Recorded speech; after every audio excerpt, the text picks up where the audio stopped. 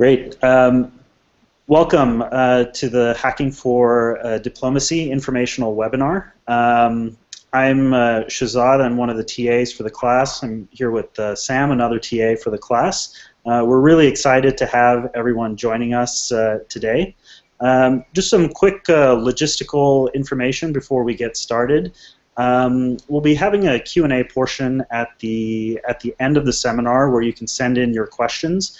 If you're watching on the live stream on YouTube, you can send your questions in to hackingfordiplomacy-staff@list.stanford.edu. That email is on the description link. It's also on the website, so you can send it in. If you're joining on Google Hangouts, you can ask us a question through the Q&A widget on the right-hand side of the window. For today's webinar, we'll have Professor Jeremy Weinstein, who will give a background of the State Department context and sort of what motivates this class. And then Professor Blank will be giving some context on the Lean Launchpad, the class structure, and why this is sort of worth taking and participating in. And then we'll go into the Q&A portion at the end. So just to quickly get started and to introduce our two distinguished faculty members, Steve Blank is a retired 8-time serial entrepreneur. He developed the customer development methodology, which spawned the Lean startup movement, and in 2011 developed the Lean Launchpad course. In 2016, he co-created the Hacking for Defense class. And Steve has worked on creating 8 startups over 21 years, including Zilog, MIPS Computers, and Epiphany, which he started in his living room. So we're very excited to have him here. Professor Jeremy Weinstein is a professor of political science and a senior fellow at the Freeman Spogli Institute for International Studies. He's also a non-resident fellow at the Center for Global Development in Washington, D.C. His research focuses on civil wars and political violence, ethnic politics, and the political economy of development, democracy, accountability, and political change. Between 2013 and 2015, Professor Weinstein served as the deputy to the U.S. ambassador to the United Nations, and before that as chief of staff at the U.S. mission to the United Nations. During President Obama's first term, he was director for development and democracy on the National Security Council staff at the White House between 2009 and 2011. So to kick off, I'm going to turn it over to Professor Weinstein to give some context on the class. Thanks, Shahzad, and thanks everyone for joining us for this first webinar to discuss this exciting course that we're planning to offer for the first time at Stanford in the fall, Hacking for Diplomacy. My job today is to start off by giving you a sense both of the State Department, the role of technology in the State Department, and how we envision this partnership working between the State Department and Stanford and teams of Stanford students to address some of the real and most pressing challenges that our foreign policy makers confront in their day-to-day work. So let me start off by telling you a little bit about the State Department. You probably see John Kerry in the news a lot. You have a sense of who's in the leadership role at the State Department, our Secretary of State, and many distinguished individuals have served in that role. But behind John Kerry, you have a staff of tens of thousands of people, 15,000 professional Foreign Service officers, tens of thousands of Foreign Service nationals working around the world in more than 290 embassies, consulates, and offices spread across the entire globe. And the role of the State Department is to advance the broadly defined national interests of the United States, but also to be the central point of contact in building relationships with governments, civil society, and citizens around the world. And importantly for this class, the State Department, as the sort of preeminent foreign policy agency of the U.S. government, sees itself as a problem solver. Inside the State Department, you have substantive expertise and leadership across a wide variety of foreign policy problem areas, from arms control to security sector assistance to refugees, democracy and human rights, development, and the list goes on and on. So the State Department is really a principal engine of problem solving for the U.S. government. But the State Department also finds itself at a moment of transition as it moves from very traditional styles of diplomacy that have been in fashion for the first couple hundred years of U.S. history into a much more 21st century approach to diplomacy. So when I served in the State Department as a diplomat in recent years, I can tell you a bit about the typical way that the State Department conducts its business. A set of diplomats dressed in formal attire, sitting around a table behind flags or behind name placards, delivering pre-prepared talking points that have been vetted across the agencies of government, and often not really engaging in a real conversation. Sometimes diplomacy, traditional craft of diplomacy, looks more like position taking and talking past one another than problem solving. But the US government is at a moment of really rethinking how diplomacy operates and how we can energize this incredibly powerful actor that we have, the State Department, to advance our hugely important priorities around the world. And the State Department and the US government gets more broadly that technology and advances in technology are fundamental to reshaping how we accomplish and achieve the objectives that we've set for our foreign policy. As part of that, the State Department has established an office in Silicon Valley for the first time, following the lead of the Defense Department, and appointed a representative to Silicon Valley's Vika Krieger, who will be one of the co-instructors of this class. But one of the real challenges is that there's no natural pipeline for innovations in technology to make their way into the State Department. In contrast to the Department of Defense and the intelligence community that have procurement pipelines, which are a way to harness technology talent and bring it to bear on their problems, the State Department doesn't really have that position. And so what we're experimenting with in developing Hacking for Diplomacy is a way of connecting those people who are at the front lines of solving some of our most pressing foreign policy challenges with really talented teams of individuals who combine expertise in technology and expertise in policy, so that we can harness the energy of Stanford students and lend your talents to the public sector problems that are most important to our government. As you'll see from the Hacking for Diplomacy website, when we reached out across the State Department to engage bureaus and offices in developing challenges for this course, we were flooded by responses. People across the department were incredibly excited to think about how they could work with student teams.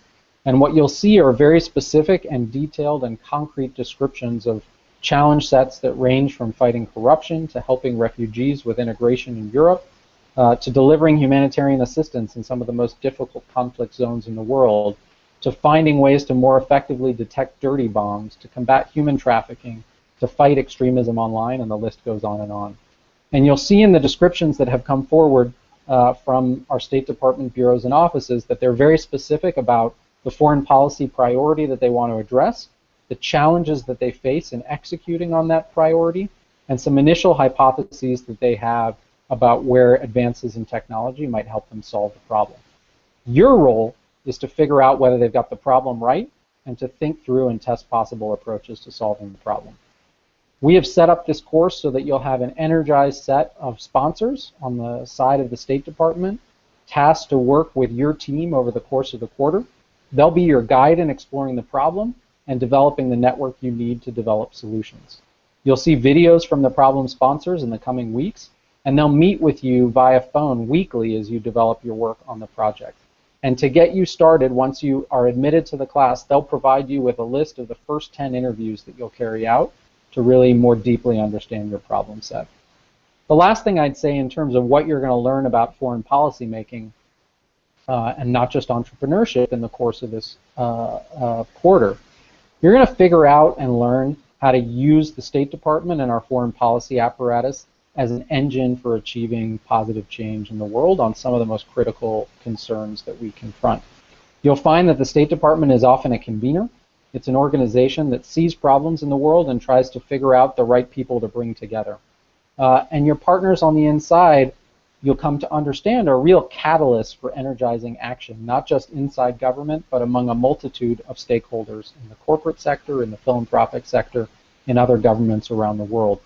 But one of the really important things that you'll learn is how to get something done in our foreign policy apparatus. Having a good idea is not even half the battle. The key in what you're going to discover through your interviews and your work is how you go from having an idea about how to address a problem to building the coalition and the set of stakeholders that you need on the inside to actually take a problem from an idea, a solution from an idea, all the way to execution. And we'll give you that experience in the course of 10 weeks at Stanford in the fall. Let me pass it over to Steve to tell you a bit about the Lean Launchpad method and why we're bringing that together in the context of thinking about foreign policy challenges. Thanks, Jeremy.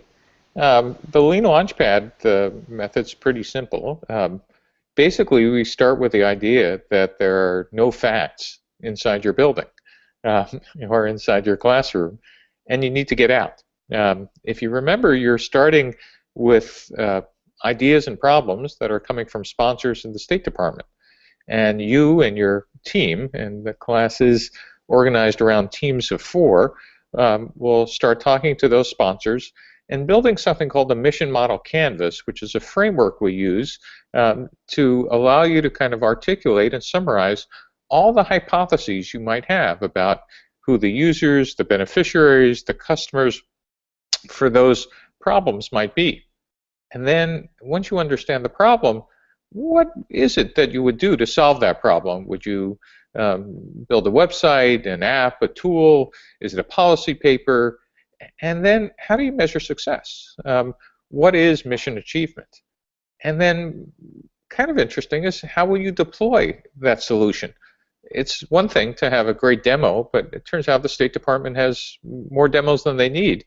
The real interesting thing about the class is you're going to learn all the components of first understanding a problem, how to solve it, but then actually how to deploy it. And how do you get buy-in from all those people who you've figured out are part of that problem set to actually make them want to help you deploy it. And then you'll figure out what kind of activities do you need to be expert at. Is it software programming? Is it delivering supplies? Is it supply chain? Is it something else? And then what kind of resources would you need? What kind of partners would you need? And how much cost would it take to actually deliver this? In the 10 weeks of the quarter, you're going to go through all of those components of getting out of the building every week and talking to 10 to 15 customers and stakeholders per week, coming back in the class, telling us what you learned in a presentation to the teaching team, getting some feedback from the teaching team, and then going back out and doing it again. And over the span of the class, you'll talk to over 100 customers, partners, stakeholders, and users. The other thing you'll do weekly is you'll build what we call minimum viable products. Think of a minimum viable product as something like a prototype, but it's the smallest possible thing that will get you the most learning that week. Sometimes it's a prototype, sometimes it's a spreadsheet, sometimes it's a cardboard demo, sometimes it's a PowerPoint slide.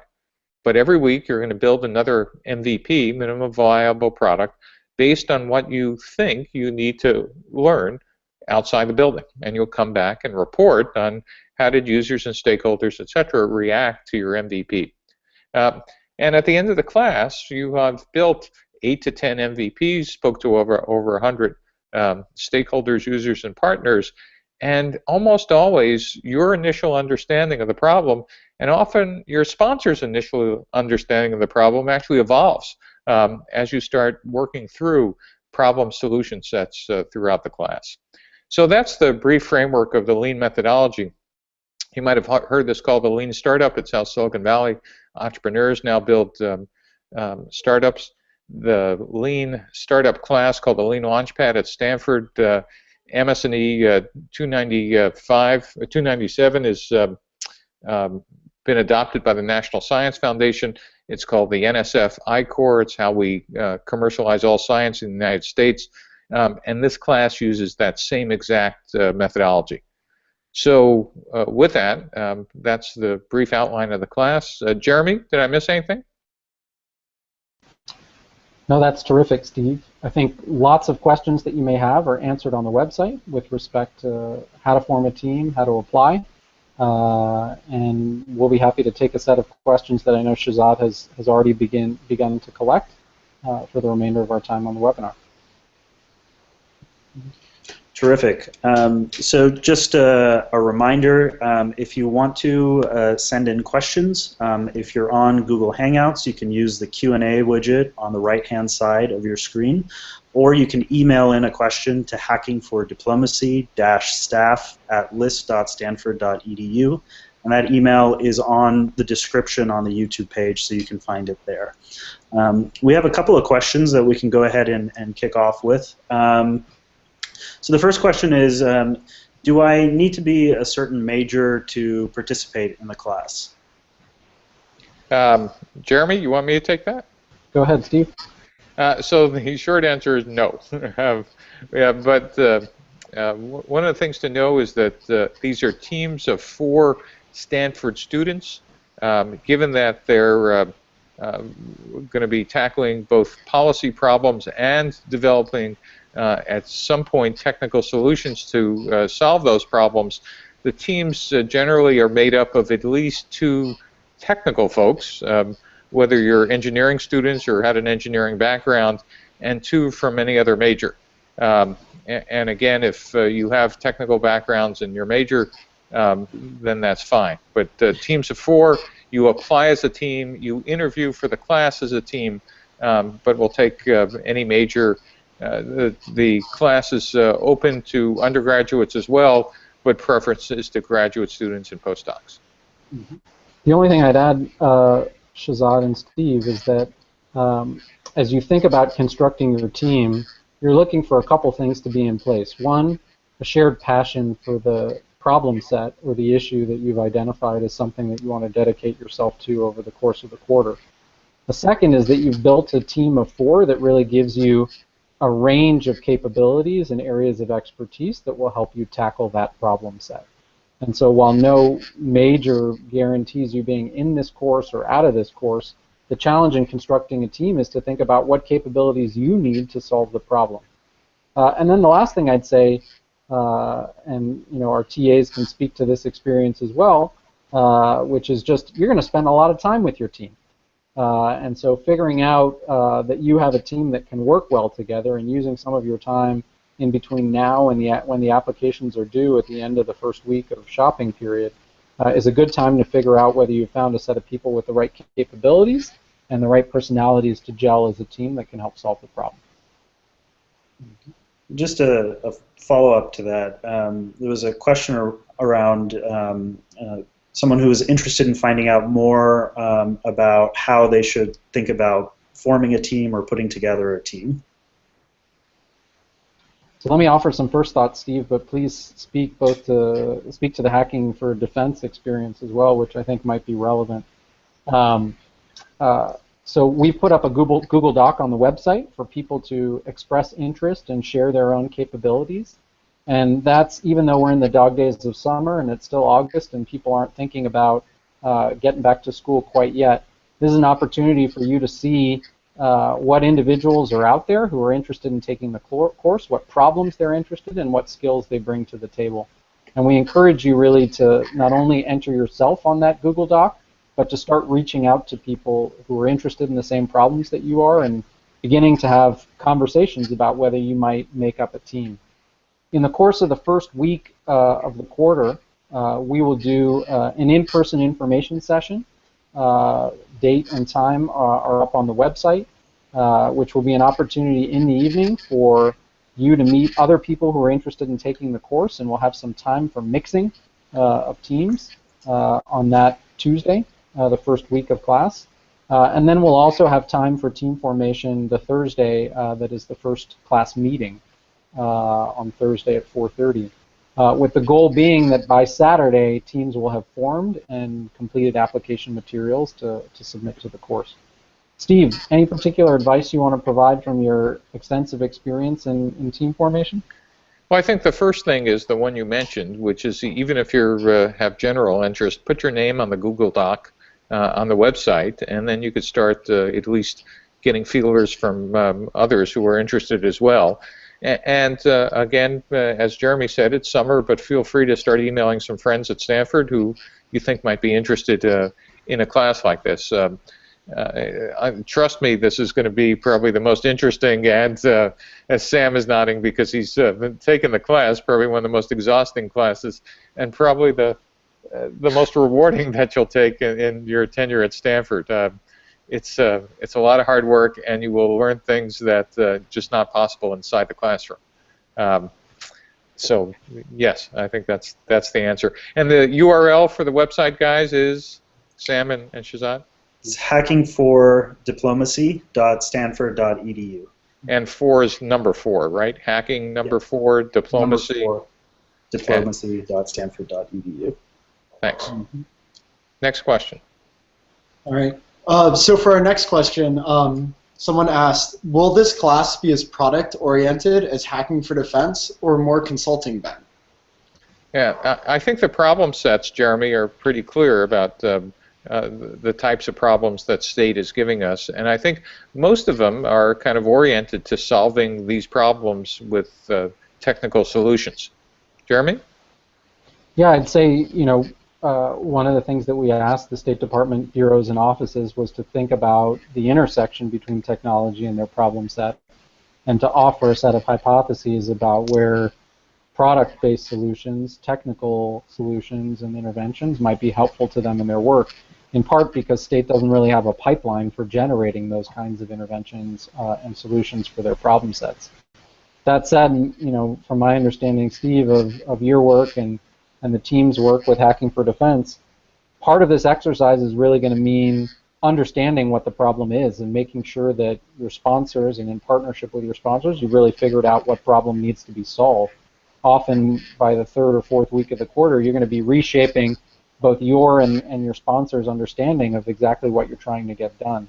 So products may be an eventual and important output, but in prior courses where these methods have been used, there are all sorts of learnings that happen along the way that include problem redefinition, a better understanding of challenges to implementation and how those can be overcome, in addition to some of the specific technical solutions that might emerge. Great. So just got another question. Are staff members or students allowed to audit the course? Jeremy? So this course is designed for teams of 4 who are going to work full-time as part of their course experience, really diving into this problem. It's a course that's experiential, and in that sense, the experience of an auditor wouldn't in any way, I think, provide the learning experience that we think is central to the course. So we're going to encourage students, registered students in a variety of programs to apply as sort of 4 team members. Those teams are welcome to draw on expertise from outside of their team to include other students, staff members, people off campus to the extent that that's helpful. But the course itself will really be reserved for folks who are working on these teams and advancing our understanding of these problems and thinking about solutions. So auditing really, I think, isn't, from our perspective, the right way to get a sense of the course, to get a sense of, to get those sort of learnings associated with Hacking for Diplomacy. Jeremy, but that said, if there's other faculty who's interested, they should email you and always one-off exceptions. Is that correct? That's right. So I think if folks want to get a sense of how the course operates, especially if you're faculty and staff working on some of these technical areas, rather than thinking about this as auditing the class, reach out to us, let us know what your interests are in the course, and we can make special exceptions and find ways for you to get exposure to what it is the student teams will be working on. Great. So another question: how many people do we need on the team, and what does the composition of the team need to look like? And I think you addressed that, but if we will just want to quickly refresh people so that they're aware of the details there. Great. Teams need to have 4 registered Stanford students. Typically, 2 of them need to have a technical background capable of creating minimum viable products that match the sponsor's problems and needs. You sign up, or at least you kind of bid on a problem. Your team gets to pick one problem. We'll accept a maximum of 8 teams of 4, so that's a maximum of 32 people in the class. We have 15 problems, I think, online now. So you simply put together a team, you figure out which problems your team's kind of interested in, you kind of down select yourself to one problem, and then you kind of interview with the teaching team the first week of the class. Mhm. All right. So we just had another question come in. Who will we be engaging with at the State Department? Let me take that, Yep. Steve. So the State Department's been engaged in helping to shape this course at very high levels, and sort of having a co-instructor of the course who's the State Department's, in some sense, ambassador to Silicon Valley is a sort of great partnership for us to be able to effectively navigate a big bureaucracy. But what you should know is that each of these problems, the challenges that are up on the website, were nominated by a State Department bureau or office and signed off on at the highest levels in that bureau or office. They developed an application. They will produce a video pitch that should appear on the website in the next couple weeks from each of the challenge sponsors. And they've committed to working closely, having one key point of contact in each bureau and office to work closely with the Stanford-based team over the 10 weeks of the quarter. And we've engaged each of these sponsors both to understand what it is that they're trying to accomplish and help them understand the kind of learning experience that we're trying to create. So we've got a set of energized sponsors, sort of foreign service officers and political appointees and civil servants in the State Department. Each is an extraordinary issue expert on the kinds of issues that they've presented for you to work on, and they're committed to working hard with you over the course of the quarter, both to help you navigate the complex sort of map of stakeholders and users and beneficiaries that are relevant to understanding the problem, but also giving you feedback as you develop your own thinking and minimal viable products over the course of the quarter. Great. And there's a question on when can students start applying? Is that something that they can do right away, or is there a time when applications open up? Jeremy? So the application form and materials are already available on the website now. And for super energized teams, we don't want to do anything to get in the way of your enthusiasm as you think about the team that you might form and the problem that you might work on. We actually won't make any decisions on who's in the class until that first weekend after the school year begins. And so nothing stops you from forming your team, doing your homework on the application materials, figuring out how to submit the best possible application. And to the extent that you want to reach out to the faculty and the TAs for input and advice over the coming weeks, we're all more than happy to respond to your inquiries and questions. So applications are open, but no decisions will be made until we do interviews at the end of the first week of class. And those first sessions that we do, the informational session on the Tuesday night and the first day of class, will be opportunities for you to learn more about the course, to learn more about the problem sets, to learn more about the mission model canvas and the approach that Steve described. But you can also do some of that homework on your own. So if you're enthusiastic and ready to form a team, by all means, reach out to your friends, find the capability and expertise you need, reach out to us with questions, and we'll be making decisions that first weekend after we do interviews with all who apply. Terrific. So it looks like those are all the questions that we have right now. And Shahzad, again, one more time, the website is? The website is Hacking for Diplomacy. It's with the number 4.stanford.edu. And on the website, you'll find the Google Doc where you can input your background information for the team formation process. And I'd highly encourage everyone to go ahead and input your information there if you haven't already. And again, that's hackingfordiplomacy.stanford.edu. And then the application form is also on the website. Yes, the application form is on the website, and you can find that right now. Great. Good. Well, if there are no more questions, Shahzad, Sam, and Jeremy, thank you for setting this up, and for all the hundreds of you watching. We really appreciate you guys taking the time, and see you in class. Take care. Thanks.